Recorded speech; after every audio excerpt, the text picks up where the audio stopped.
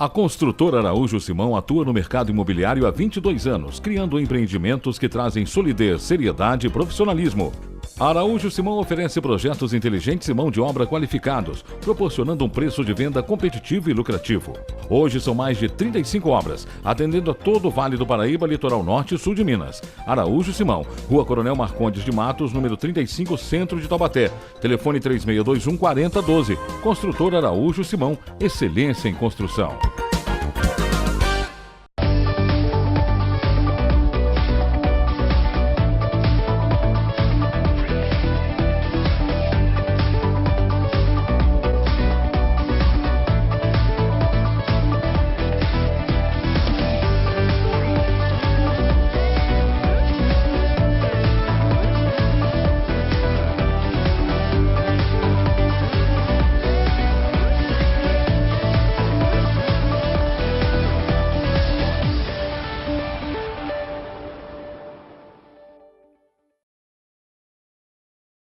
Boa noite, telespectadores da TV Cidade. Nesse dia 18 de agosto de 2018, o programa Cidade em Ação inicia mais uma apresentação e hoje uma apresentação muito especial. Faltando 2 dias para o Dia do Maçom, que oficialmente se comemora no dia 20 de agosto de cada ano, portanto na segunda-feira, no domingo, 18, sexta, 19, sábado, no dia 20 de agosto, no domingo, é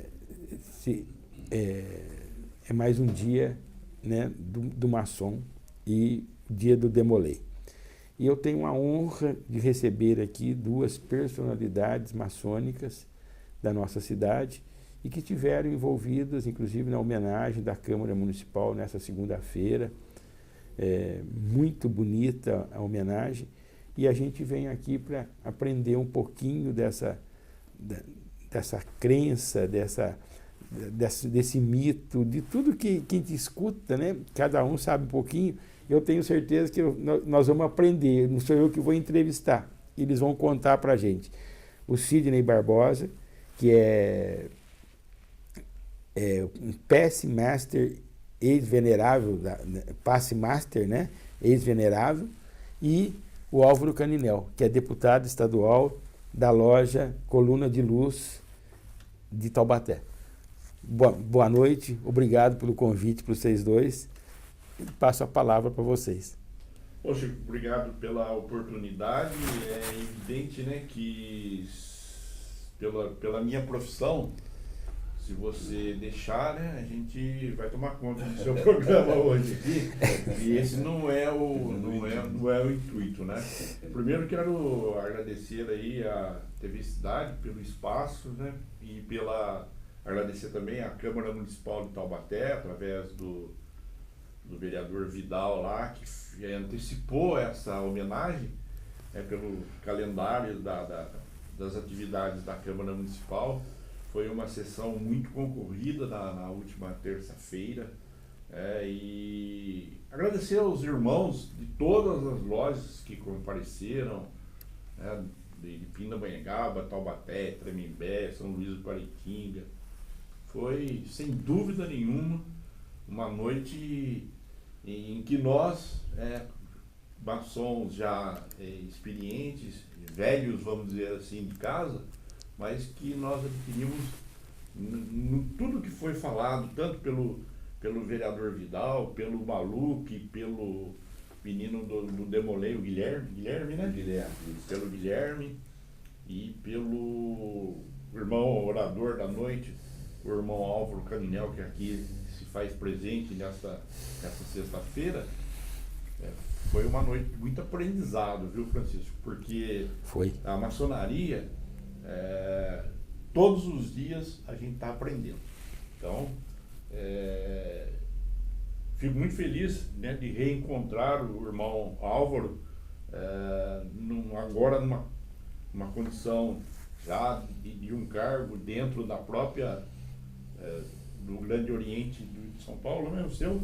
Grande Oriente do Brasil e do Grande Oriente de São Paulo, E a gente fomos criados praticamente, nascemos juntos na profissão. Eu sou técnico de contabilidade, só que eu resolvi parar pro meio do caminho e fui para comunicação. Foi mais esperto que E o Álvaro foi pro área contábil, tributário. bem sucedido, por sinal. Aliás, acho que você acompanhou meu tio, né? Virou um falatório danado, né? O Davi Oering, né? Eu trabalhei com ele. Eu sei. Ele foi meu chefe. Mas, Álvaro, eu faço aí, nesse início, né, dessa conversa com o Chico, daquela inspiração que você teve, né, e depois eu fiquei refletindo mais tarde em casa já, o caminho, eu acho que o caminho nosso é árduo, né, é difícil, porque aquele mito, né, que a maçonaria é secreta, isso acabou, né? Isso tá na internet. Como é que você se inspirou naquele discurso? A comemoração do Dia do Maçom em Taubaté, ela vem de uma lei municipal de 1982. Então, todos os anos, a Câmara faz uma sessão especial para homenagear o Dia do Maçom. E eu confesso que, quem sabe esse ano, nós tivemos o privilégio de ter a sessão mais concorrida de toda essa história. Eu não quero cortar você, porque a Cláudia, quando eu corto o convidado, ela fala, você já é gordinho, vai virar Jô Soares desse jeito. Aí, mas olha aqui, eu queria falar nisso, não queria deixar passar, porque ele já tinha tocado nisso em concorrente. Olha, nem as sessões mais polêmicas que já teve a Câmara, quando cassação de prefeito, em eleição de concorrida de presidente de Câmara, que chegou a ter quatro candidatos, com torcida organizada, chegou no que vocês fizeram na segunda-feira. Então, retomando então essa linha de pensamento, né? Nós trouxemos do Grande Oriente do Brasil o nosso grão-mestre estadual. Isso demonstra o prestígio e a força da maçonaria taubatiana, né? E me gratificou muito, porque também tive a honra de ser convidado para ser o orador oficial da noite. Então eu qualifico o evento de muito brilhantismo, né? Recebemos, além do grão-mestre estadual, recebemos diversas outras autoridades maçônicas, que acabou engrandecendo ainda mais o evento, né? Então é isso. Hoje a maçonaria ela já deixou de ser secreta há muito tempo, né? A gente fala que a maçonaria é uma instituição discreta. Por quê? Porque dentre inúmeros oportunidades que a gente tem de promover o bem para qualquer pessoa que seja, eu acho que isso é um dos grandes privilégios que a gente tem, né? Ser maçom é ter a oportunidade de criar alguma coisa de bem para alguém, e isso engrandece muito a gente, sabe? Nós estamos vivendo uma crise, né? Crise política, crise econômica, e são escândalos um atrás do outro, mas eu qualifico que a nossa crise mais violenta é a crise moral, onde nós estamos perdendo aquele conceito do que é o bem, o que é o mal, o que é o certo e o que é errado. Então, cabe a nós, maçons, readquirir a moralidade no nosso país. Eu acho que essa é a nossa função, essa é o nosso objetivo. Em minha fala na Câmara, eu citei, a maçonaria é uma instituição universal, né? Nós temos a maçonaria no mundo inteiro, e ela é milenar. Ela foi regularmente constituída em 1717, ou seja, no século XVII. Então, tantas e tantas mutações, tantas e tantas mudanças ocorreram do século XVII para o século XXI. E a maçonaria acompanhou todas essas evoluções. Então, é aí que hoje a gente enxerga essa extrema necessidade que nós temos de participar ativamente, não só no cenário político, né? Tem muita gente que fala, a maçonaria é para tomar espaço político. Não é exatamente isso que a gente quer. Nós devemos participar de todos os segmentos da sociedade. Porque para você fazer o bem, para você criar mecanismo de melhor qualidade de vida, de, enfim, promover o bem-estar do país, você não precisa ser exclusivamente político, né?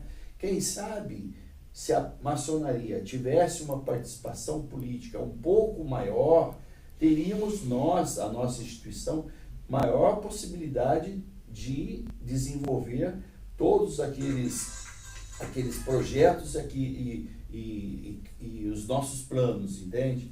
Mas não necessariamente ocuparmos só o espaço dentro da política.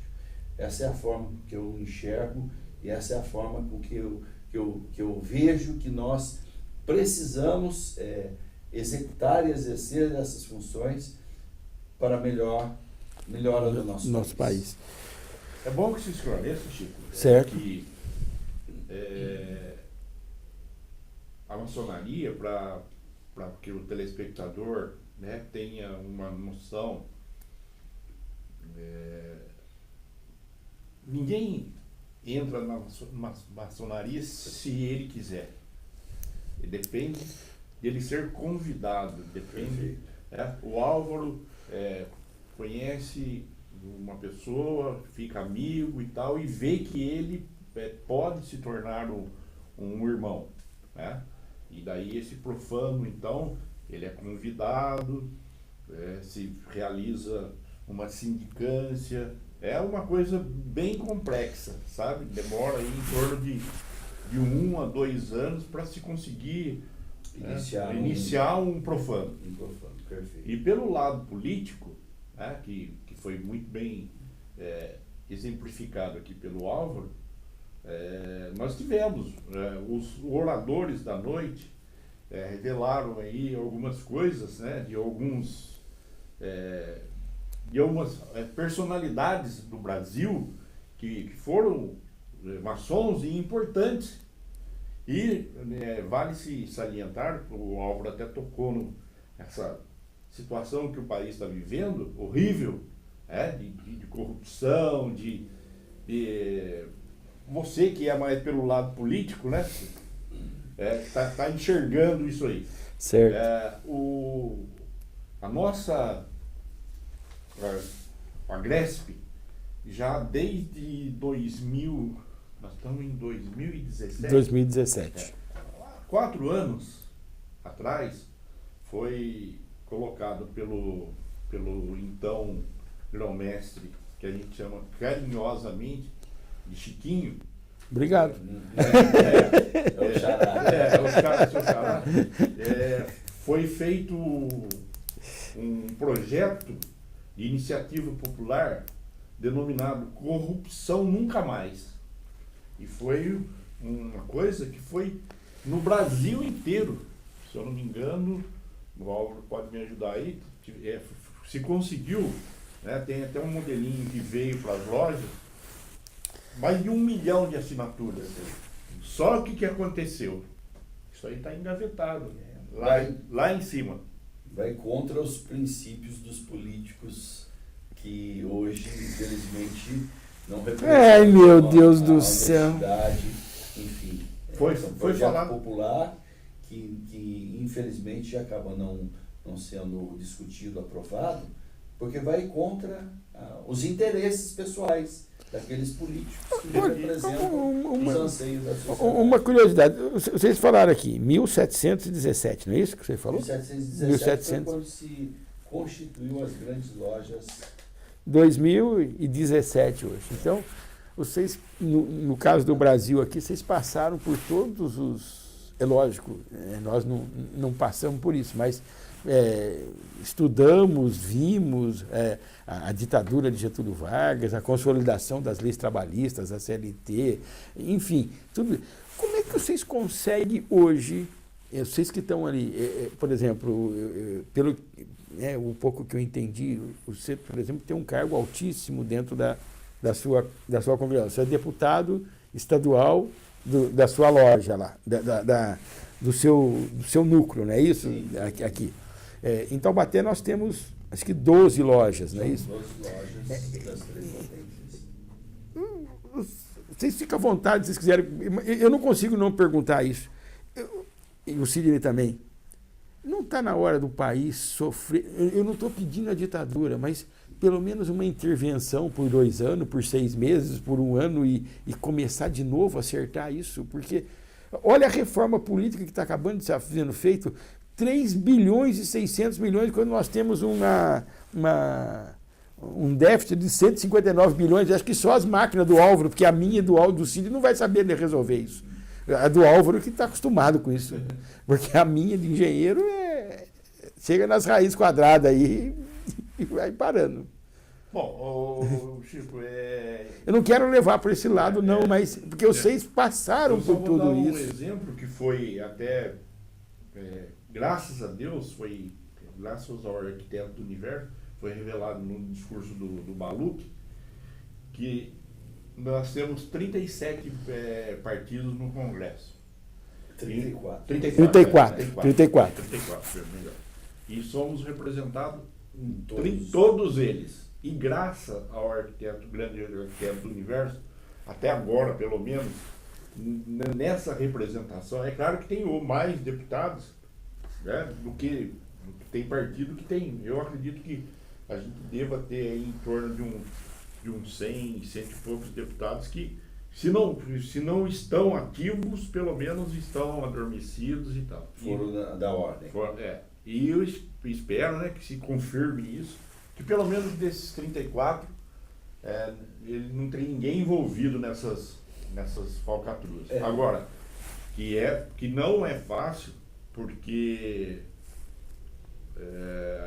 você viu o exemplo lá na sessão lá da Câmara, que para mim ficou bem marcado, foi o próprio discurso do vereador Vidal, e em contrapartida,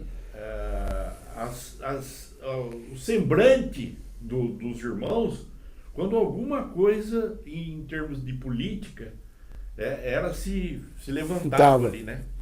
E depois, quando aquele menino, o Guilherme, foi lá e fez um discurso, que para mim um discurso bom é um discurso curto e objetivo. E o menino, o que ele falou ali é que dá pra gente, né, que já está mais passado aí, já até preocupado no ano que vem, que vai ter a eleição, que para mim vai ser a eleição mais importante dos últimos séculos aqui para o Brasil, principalmente, porque ali o brasileiro vai ter a oportunidade de demonstrar o seu descontentamento com o que está acontecendo. Mas em relação a nós, é complicado, viu, Chico?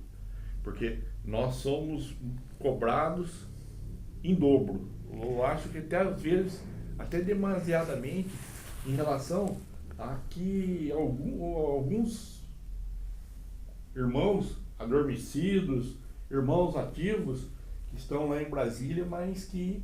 E também nas câmaras, na Assembleia Legislativa, o Álvaro, que convive mais em São Paulo, né, das reuniões da Assembleia, da própria potência dele, deve também sentir isso aí na carne, porque a gente é muito cobrado. Então... nós não podemos esquecer que a maçonaria ela é formada por homens. E infelizmente, nem todos os homens dentro da maçonaria executam os nossos princípios. Então nós não vamos falar que todos os maçons do Brasil e do mundo são santos. Não são santos e não são perfeitos. Mas se você verificar aqueles que desonram a nossa ordem, uma minoria e são as raras exceções, diferente da política profana, onde a grande maioria é que não corresponde aos anseios. Então, a maçonaria, ela tem membros que não desempenham as suas funções dentro dos nossos princípios. Existe, né? Em todo segmento, em toda atividade, em toda profissão, sempre tem. Sim. Mas não é por aí que a gente precisa se pegar. Nós temos que nos fortalecer e dar como exemplo aquilo que há de bom na maçonaria.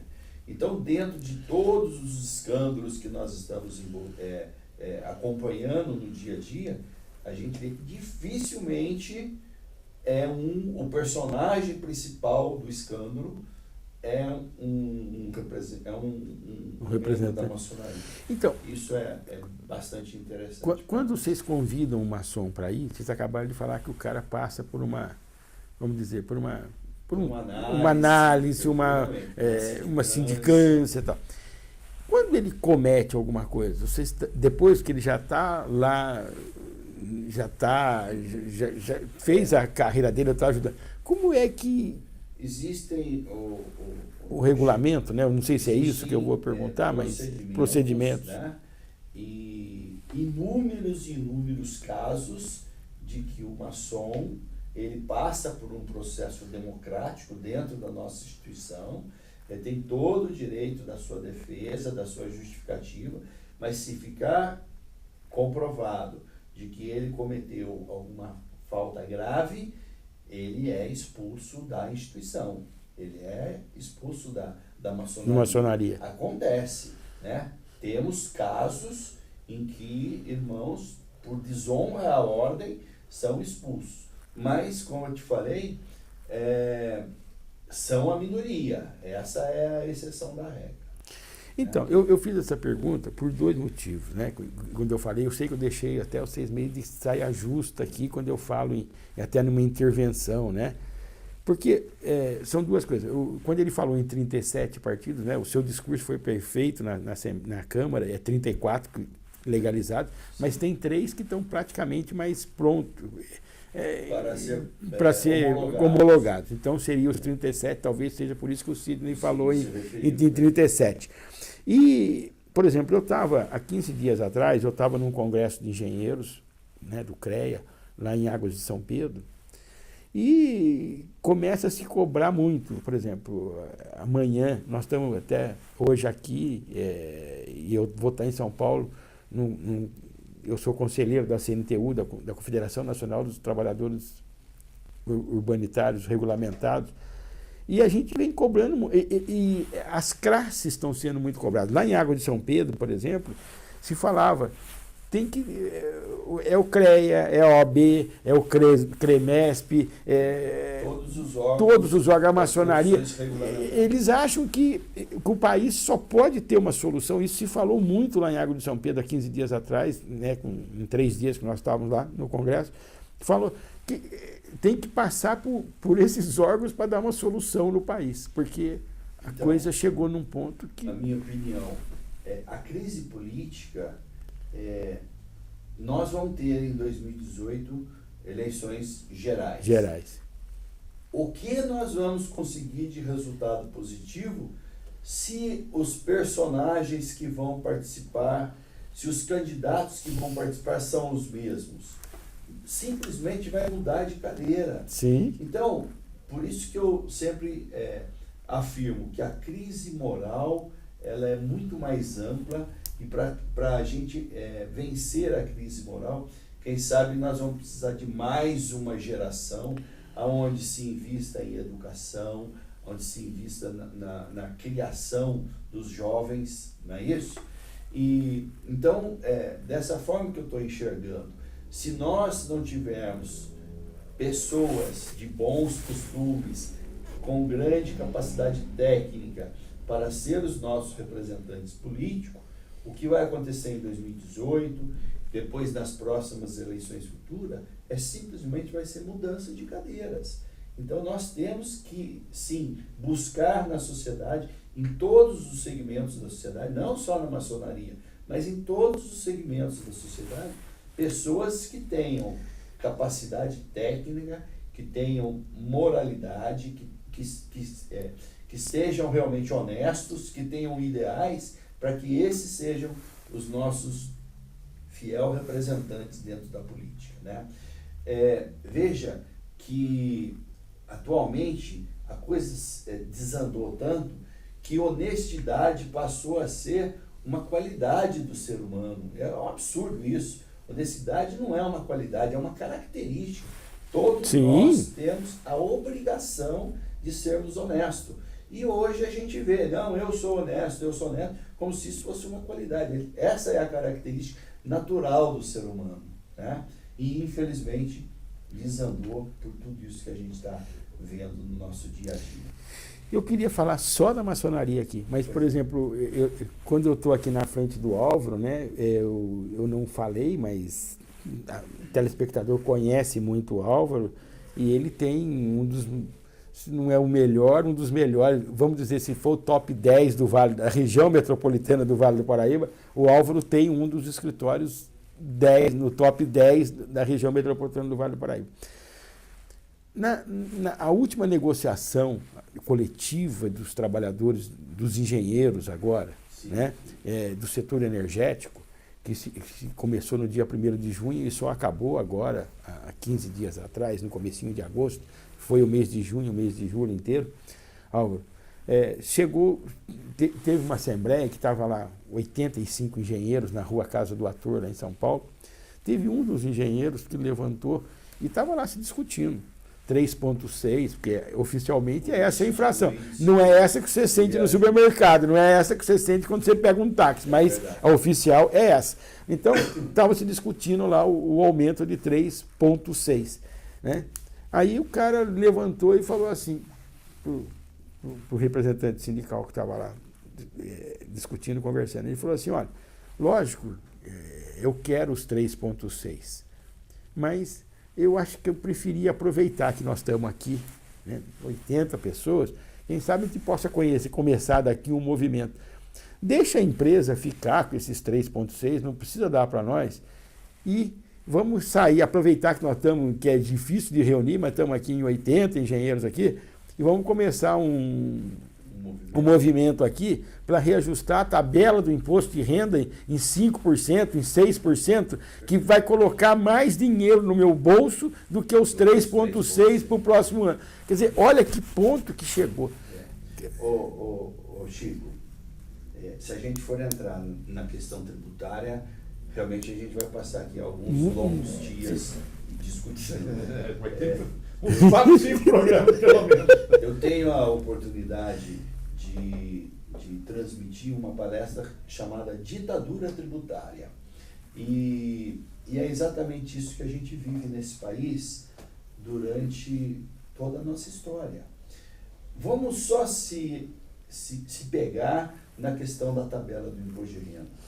É um procedimento tão cômodo para o governo em aumentar a carga tributária, porque a nossa tabela deve de estar defasada, a tabela de imposto de renda, está defasada em torno de 90%. E é a mesma coisa que você pegar um tributo e falar, a partir de amanhã ele vai ter um aumento de 90%. Então, o nosso sistema tributário, quem sabe, é um dos mais complexos e mais arcaicos do mundo, né? E são esses exemplos que a gente vê. Se nós tivéssemos realmente um poder executivo, um governo que soubesse administrar o erário público, o dinheiro da população, com toda certeza nós teríamos já atualizado em, quem sabe, 50%, 60% ou até 90% a tabela do imposto de renda, fazendo com que aqueles que menos ganham pagassem menos. Mas, infelizmente, o nosso governo tem demonstrado, agora com algum esforço, com algum sacrifício, tomou-se a iniciativa de rever a questão das despesas governamentais. Não é isso? Está segurando um pouco. Por quê? Porque hoje, se falar em aumento da carga tributária, é um verdadeiro absurdo. Mas ainda essas pequenas iniciativas do governo em segurar as despesas é extremamente insuficiente. Tamanho é o orçamento do nosso país. Então, são alguns mecanismos que nós temos extrema necessidade de mudança. Reforma política, não tenha dúvida que é essencial. Sim. Reforma trabalhista. Não é essa, né? Não é essa. Essa é um arremedo, né? Sei lá é o que muito mais para garantir recursos para as próximas campanhas, porque o Ministério Público, as nossas instituições fiscalizadoras estão realmente dificultando a movimentação financeira clandestina, vamos chamar assim, que Caixa 2 nada mais é que um crime. Lógico. É um crime financeiro. Então, os próprios deputados passam a criar mecanismos para garantir a questão financeira. Mas temos outras reformas de extrema necessidade. A própria reforma da Previdência, não adianta o povo brasileiro ficar triste porque isso ou porque aquilo. A nossa legislação previdenciária, ela é extremamente paternalista. Nós temos casos que, com toda certeza, o telespectador conhece de pessoas que se aposentam com 44 anos de idade. É impossível um país conseguir custear tudo isso. Então, a reforma previdenciária é extremamente necessária. A reforma trabalhista, não vou entrar no mérito, mas o Brasil, nós temos mais de 10 milhões de processos trabalhistas em andamento, para um país que tem 14 milhões de desempregados. Ou seja, para cada um desempregado existe um processo trabalhista. Isso são números absurdos. Uma estatística fala que 90% dos processos trabalhistas do mundo estão aqui no Brasil. Então, será que só o nosso país é que está correto? Só o nosso país que protege o trabalhador porque ele está sendo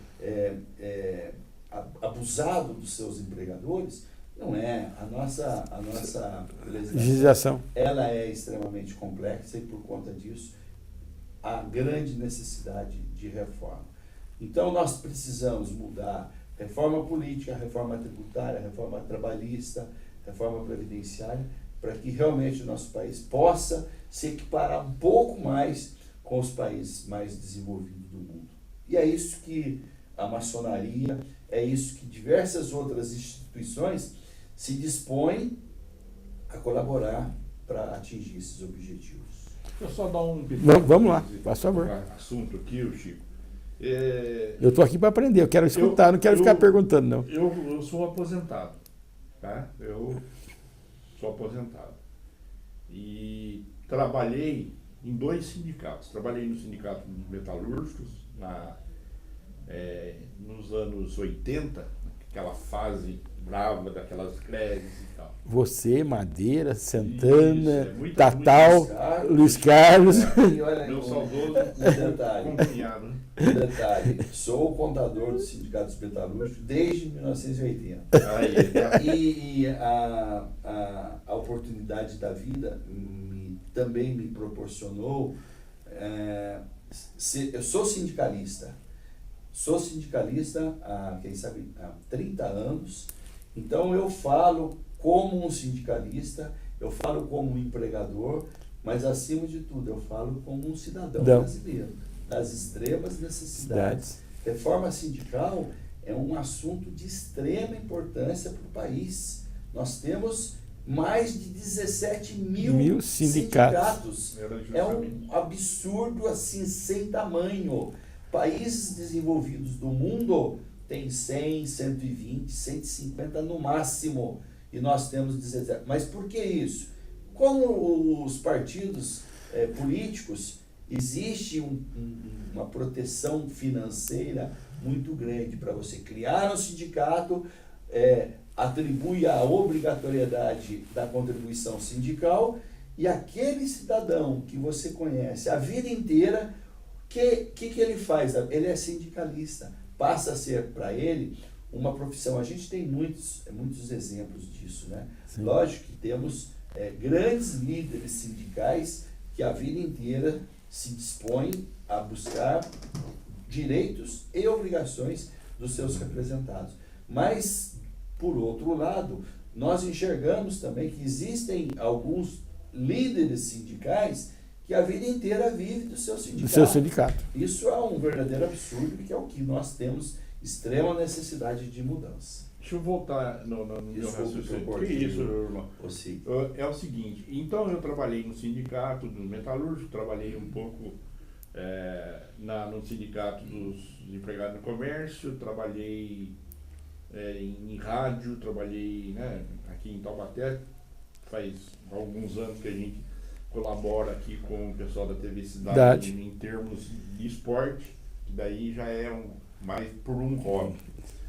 Mas o que eu sempre fui cobrado nesses trabalhos, não só de assessoria de imprensa, mas de assessoria administrativa, era na época do bendito da declaração de imposto de renda.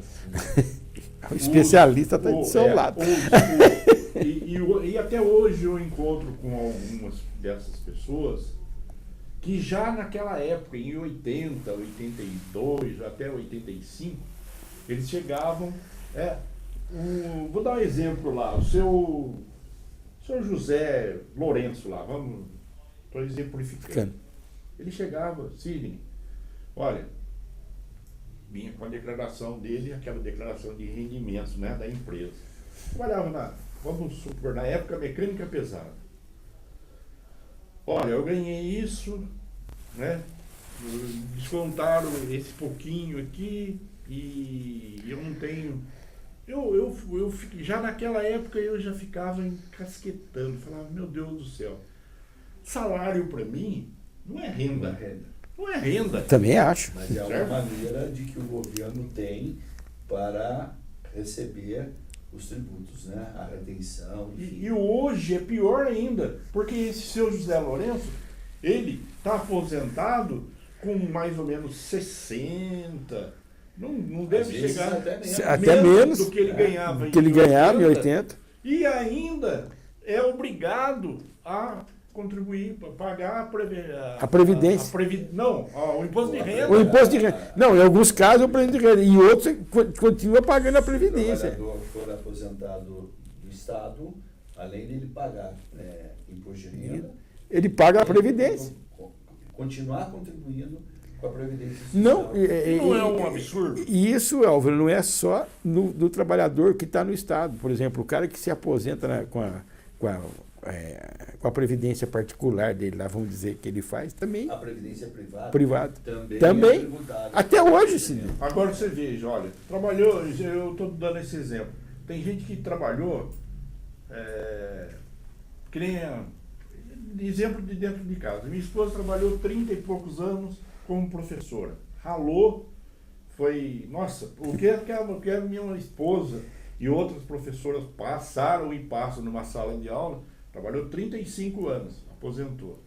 Ela trabalhava no SESI como professora de arte culinária, aposentou. O que acontece? Tem 2 aposentadorias, já cresce o olho, né?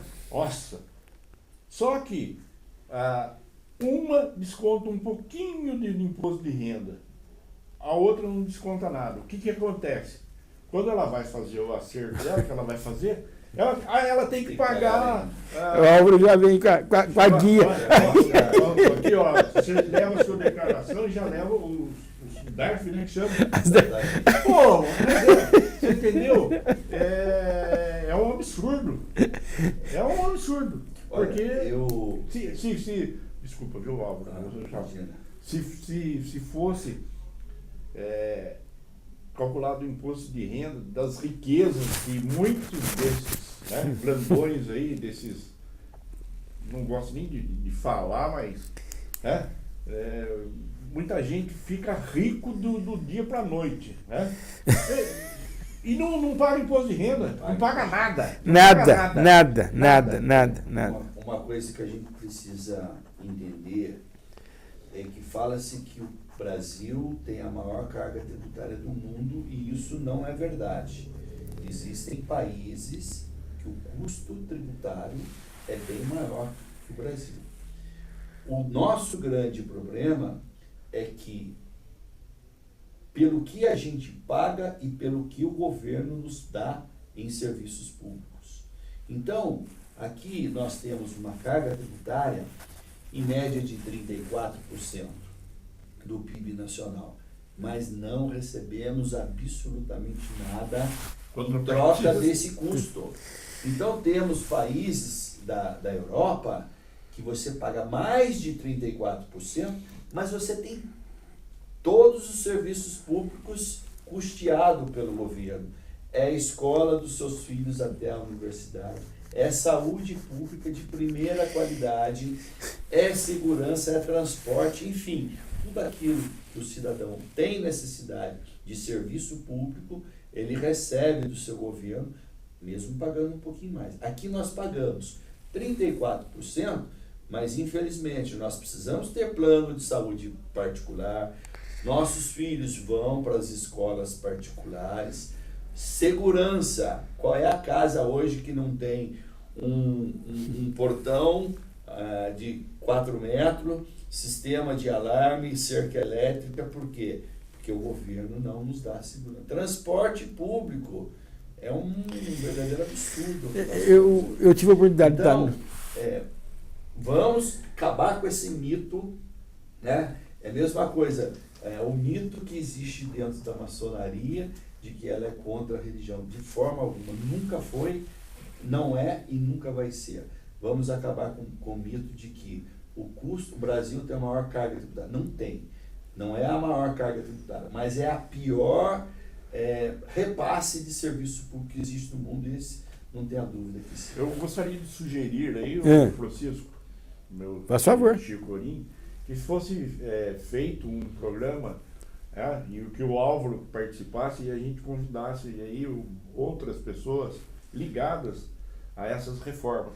Vamos! A reforma previdenciária, principalmente, pra gente, porque nós viemos aqui hoje com um intuito. Sim. E, infelizmente, nós temos já passou, né? O rapaz já está com o olho que nem um... Você sabe que técnico, né, Chico? Nossa, ele... A desgraça do programa não é o programa, é o técnico. Eles ficam ali, ó, mostrando o cronômetro. Nós já estamos terminando. Eu sei que você tá louco. A sugestão você tá louco para perguntar e, né?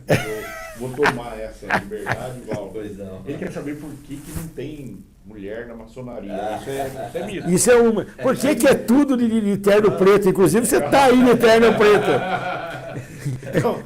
Depois você pode me contar também de uma venerável que eu vou perguntar também, que eu escutei aqui sem querer, assim. Mas isso graças a Deus, né, já está suplantado. Esse folclore. E aí já existem lojas de mulheres, né? E Regular. Mas continua separado. Não, tem loja que aqui é o rumo de terça, a outra quarta. Maçonaria mista. Ah, tá. Já tem. Já tem. Aqui em Taubaté tá demorando, mas vai chegar. Nós somos um pouco conservadores. Então, Eu acho que isso é influência do vai quem quer, hein? Mas embora não participe das nossas sessões, mas a participação das nossas acácias, mulheres, nós carinhosamente tratamos como as acácias, ela tem uma participação fundamental em todos os projetos da maçonaria. Elas participam diretamente em tudo aquilo que a maçonaria, que as lojas se dispõem a fazer.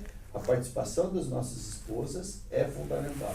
Então, não é verdade que as mulheres não participam da maçonaria. Participam e de uma maneira extremamente produtiva.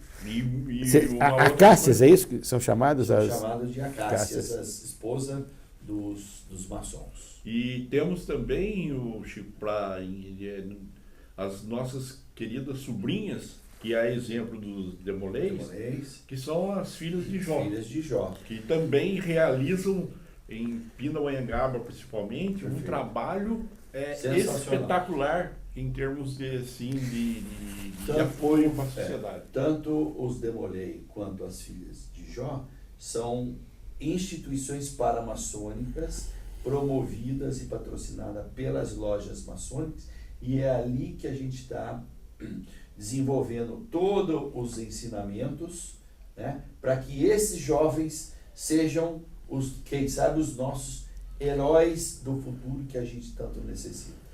Eles vão... Mas então, olha, só para dar continuidade na sugestão do Sidney, como a maçonaria ela participa em todos os segmentos da sociedade, fica então redobrado a sugestão para que, se quiser discutir outros assuntos específicos, eu tenho certeza absoluta que a gente se dispõe a trazer mais informação para o telespectador. E tem muitos irmãos, né, o Álvaro, aqui em Taubaté, que são profundos conhecedores, estudiosos, né? Eu tenho lá na minha loja 2 exemplos, né, que é o irmão Rashid e o irmão Garcia, que são pessoas que estudam, você entendeu? Esse livro que você deu uma folhada aqui, eles conhecem de cor e salteado. Então, fica a sugestão também. De repente trazemos outros membros da nossa Vamos, não, nós estamos à disposição. Olha aqui, por exemplo, na segunda-feira, quando eu estava lá, e a gente, vamos dizer, a nossa cidade parece que cresceu muito, né? Mas a gente ainda conhece todo mundo, sabe de tudo, né? A gente fala em 330 mil habitantes, mas você olha, né? Então, por exemplo, é uma curiosidade. Como é que a maçonaria, por exemplo, o Álvaro, especialista, né, na parte contábil e tal, você é jornalista, mas eu vi lá um André Saik, que é empresário, engenheiro, empresário, eu vi um Paulinho, que era da GM, que é engenheiro, então, os mais diversos ramos. E como eu só queria lembrar, Chico, que a sessão da Câmara Municipal, embora seja em homenagem ao Dia do Maçom, mas é uma sessão pública, significa que nem todos os presentes são maçons. São maçons. Nem todos os presentes, sim, né? Porque, por ser uma sessão pública, em homenagem ao Dia do Maçom, e tem muita gente na nossa cidade que se familiariza ou com um membro da maçonaria ou com a própria instituição, né? Então, significa que nem todos aqueles presentes eram maçons. A grande maioria, sim, mas tínhamos lá alguns representantes da sociedade taubatiana que não pertencem à nossa instituição. Que a gente via assim, as mais diferentes profissões. Da mesma forma que nós participamos de todos os partidos políticos existentes no Brasil, nós participamos de todos os segmentos da sociedade.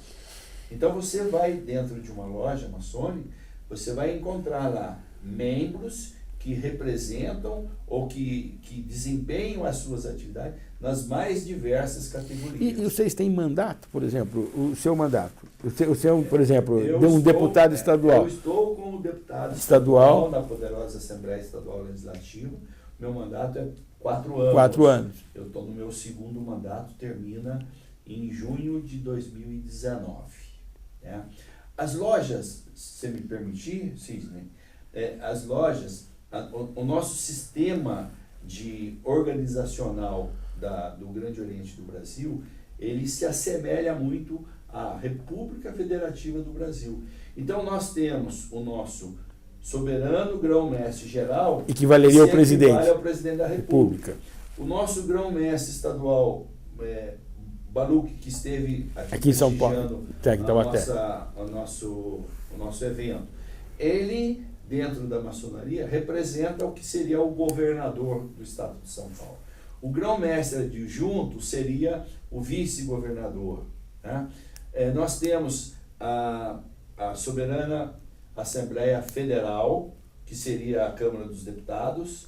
Nós temos a poderosa Assembleia Estadual Legislativa, na qual eu sou membro, que seria a Assembleia Estadual Legislativa. E nós temos as lojas onde tem o seu venerável, que seriam equiparando a uma cidade com o seu prefeito. Então, o sistema, a hierarquia do Grande Oriente do Brasil, ela se assemelha muito à República Federativa do Brasil, né? Nós temos Tribunal Eleitoral, nós temos Tribunal de Contas, nós temos o Poder Legislativo e nós temos o Poder Executivo. Vocês têm uma mensalidade?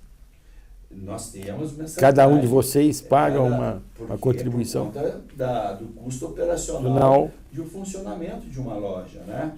Nós nos reunimos em que a gente chama de templo, lojas, né? E ali nós temos o custo de energia elétrica, de limpeza, o custo da própria utilização.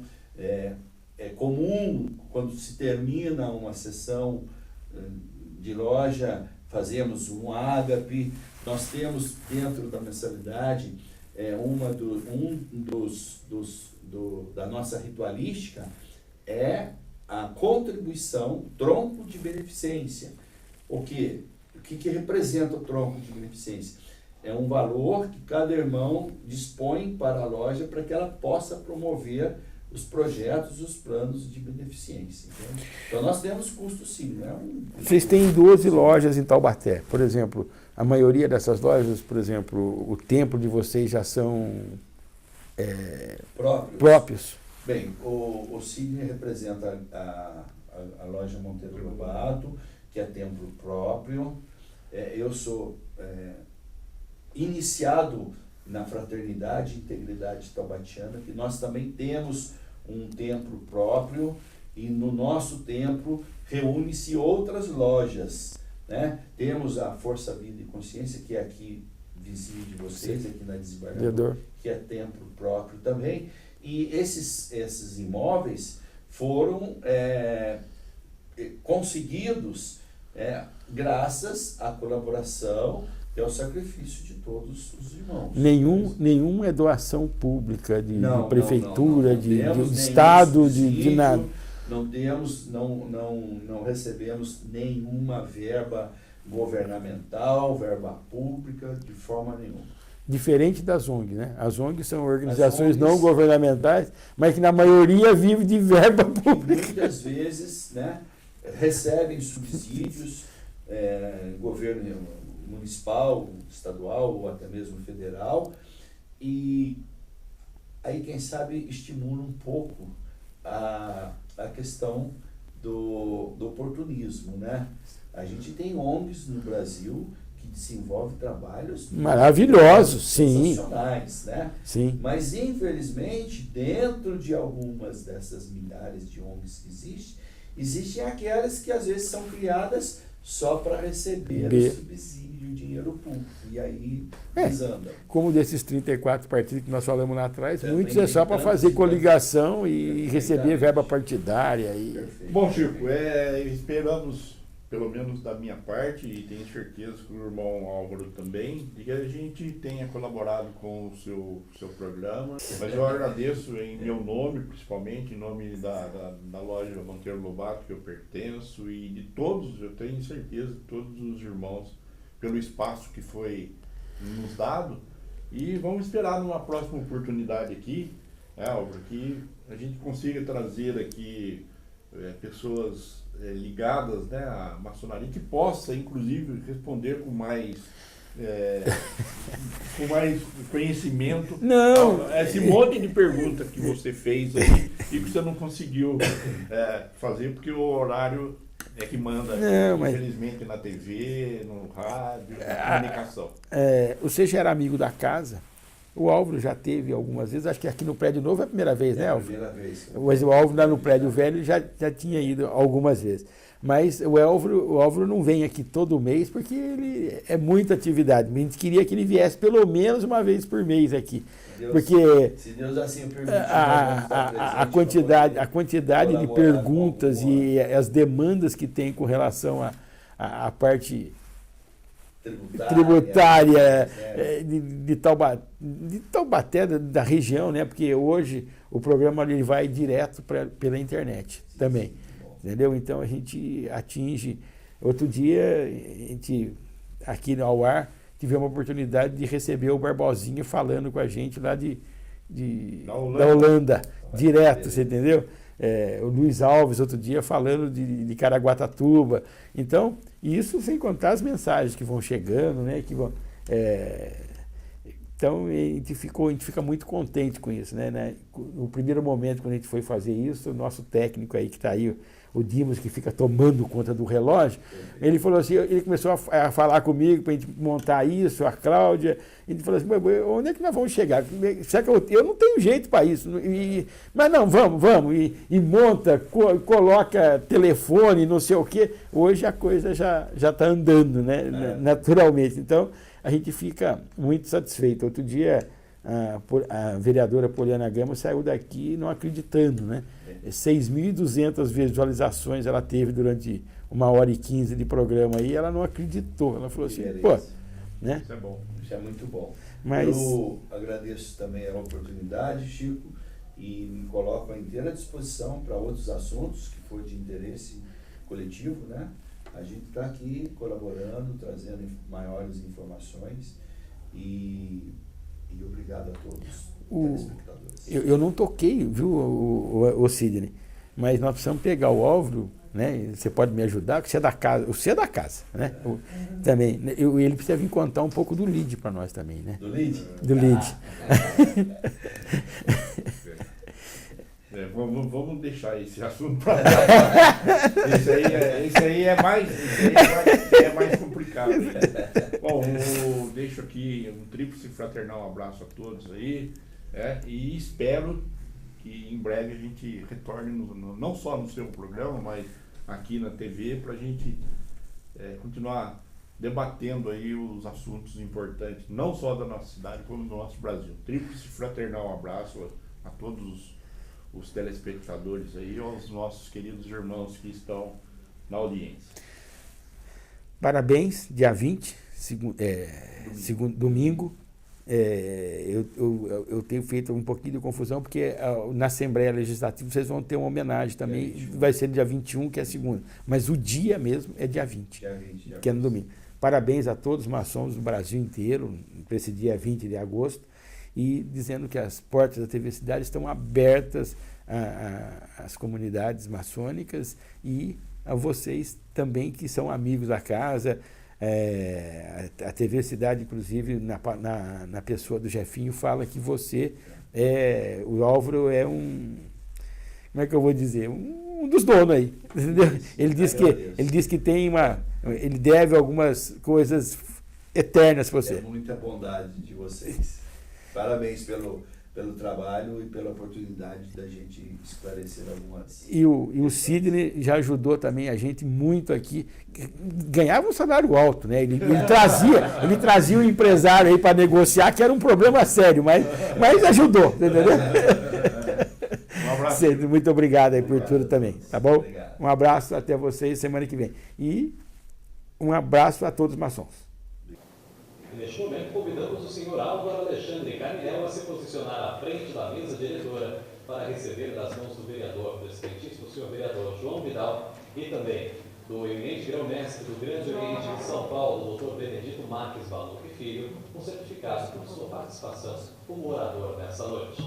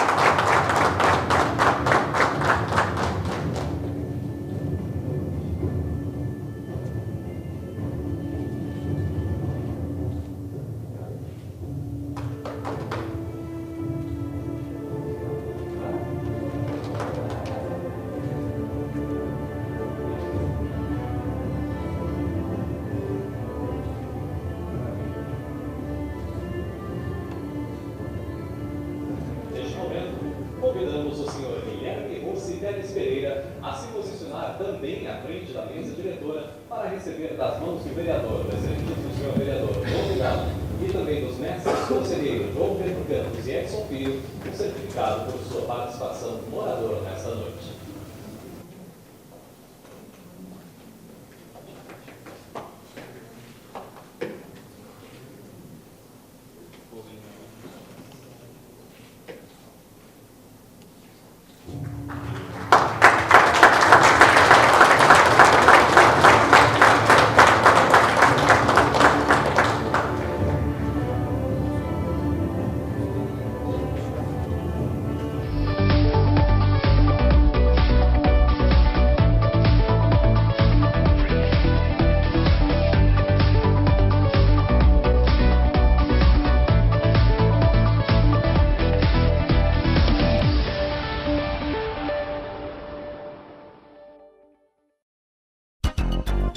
A construtora Araújo Simão atua no mercado imobiliário há 22 anos, criando empreendimentos que trazem solidez, seriedade e profissionalismo.